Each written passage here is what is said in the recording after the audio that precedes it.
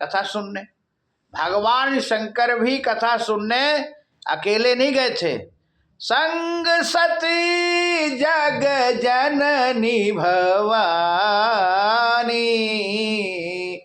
पूजे ऋषि अखिलेश्वर जानी। भगवान शंकर भी अपनी पत्नी सती को लेके गए कथा सुनने के लिए। तो देखो, पति पत्नी का धर्म है कि कथा सुनने दोनों जन को आना चाहिए। सत्यनारायण कथा होती है तो पति पत्नी दोनों बैठते कि नहीं बैठते? भागवत कथा जब होती दोनों बैठते कि नहीं बैठते कथा सुनने के लिए? फिर तो सत्संग में अकेले क्यों आते हो? दोनों को आना चाहिए ना। तो भगवान कहे कि जब हम हैं तो आप अकेले जाकर कथा सुनाते, हमको क्यों नहीं ले चलते? भगवान कहे, देवी इसलिए तुमको नहीं ले चलते कि संत हमारे बहुत वैसे भी होते हैं, आपको उनका स्वभाव आचरण अच्छा ना लगे। लक्ष्मी कही कोई बात नहीं, हम भी कथा सुनूंगी। लक्ष्मी जी वो कर ली, हट कर ली। भगवान कहे चलो भाई चलना है तो चलो। अब भगवान लक्ष्मी को लाए और कथा बैठ गए और संत सुनाने लगे। वो महात्मा बड़े सिद्ध महापुरुष थे। तो लक्ष्मी कथा सुनी तो बड़ी प्रसन्न हो गई।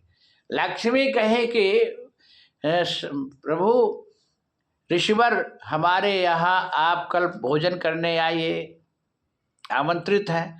वो बोले हाँ ठीक है, मैं आऊँगा, भोजन करूँगा। तो अब लक्ष्मी बढ़िया भोजन बनाई, बैकुंठ गए महात्मा कथा मतलब भोजन करने।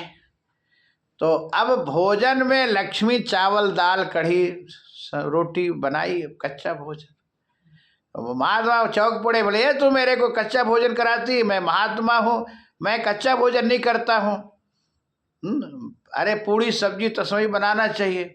देखो पहले महात्मा पूड़ी सब्जी तस्मई खाते थे और अब के हम लोगों सरीखे महात्मा चावल दाल रोटी में ही प्रसन्न रहते हैं। अब पूड़ी नहीं, का पूड़ी कौन खाता है?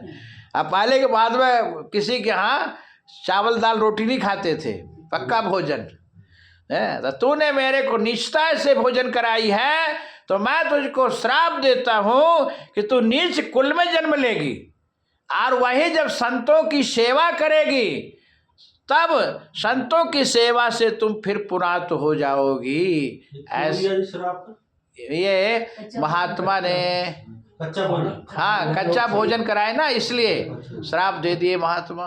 बना के हाँ बना के देते थे, बना के देते थे, कच्चा दाल और चावल देते ना। कच्चा भोजन ये बना नहीं, वो तो बना के दी है। कच्चा चावल दाल वो नहीं कि सीधा दे दे कि आटा ले लो चावल बना लो, ऐसा नहीं है। कच्चा भोजन ये है कि चावल दाल रोटी बना के दे, ये कच्चा भोजन है। हाँ पूड़ी नहीं बनाई, पूड़ी नहीं, पूड़ी पक्का भोजन, उसको पक्का बोलते हैं।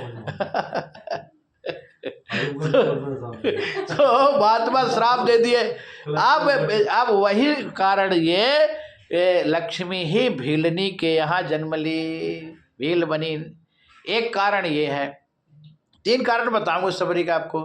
दूसरा कारण ये है कि ये सबरी जो है ये ब्राह्मण कुल में जन्म ली थी। सबरी के जन्म के बता रहे हैं, ब्राह्मणी थी। तो अब ये उस समय मतलब अशौच में थी, एक वस्त्रा थी, मतलब ऋतुकाल का समय था। और ब्राह्मण ये बोले हमको भूख लगी है, जल्दी भोजन कराओ। तो अब ये अशौच में ही ब्राह्मण को भोजन करा दी, और ब्राह्मण भोजन कर लिए। तो उसी समय बालक रो पड़ा। बोले बालक किसका? बोले मेरा। बोले तो तू हमसे बताई क्यों नहीं? अशौच में तूने भोजन कराई, नीचतक काम की, जा तू नीच कुल में जन्म ले। रोई उठो जब शिशु ते ही काला, मुनि पूछो यह का कर बालक। तिय कह आज भयो यह मेरे, सुनितिय पे नयन तरे रे। अब उनको पता नहीं कि हमारे, देखो वो उस देखो सूतक और सुबरी मतलब वो ऋतुकाल नहीं था, मतलब बच्चा जन्म ले लिया था और वो ब्राह्मण को पता नहीं था कि मेरा मतलब हमारी पत्नी प्रसूति में हो गई, मतलब बच्चा जन्म दी है, उनको नहीं पता। जब बालक रोने की आवाज़ सुने तो बोले कि तू ये किसका बालक है? तब वो बोली मेरा है, आपका। तब ये बोले कि हमको तू क्यों नहीं बताई और ऐसे तो भोजन कराई। अरे असोचन मोहि न बतायो, कस पूजन भोजन करवायो।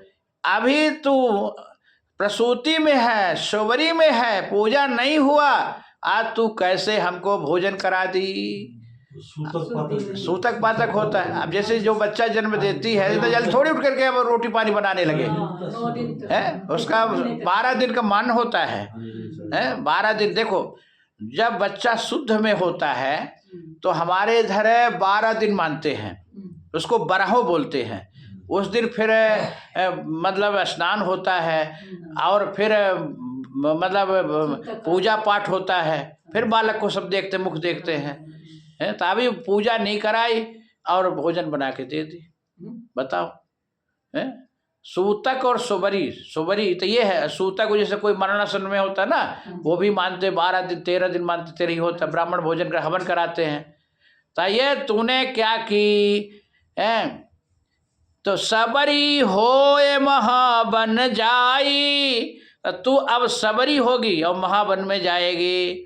तई कीनो सदा सत धर्मा, ताही ने